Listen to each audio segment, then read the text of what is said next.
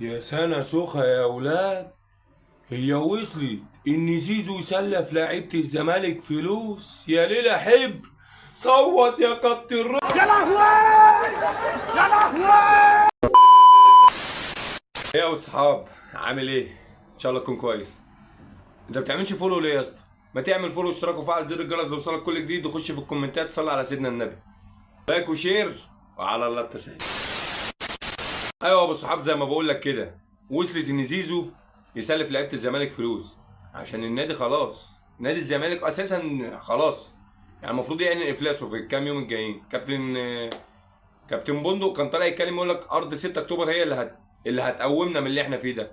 6 اكتوبر ايه؟ انتوا محتاجين معجزه من السماء. اه والله محتاجين معجزه من السماء، مش محتاجين ارض 6 اكتوبر. خلي بالك يا ابو الصحاب، الدنيا مش مستاهله انك تشتم، بس ما تنساش اخوك باللايك والشير. سلام.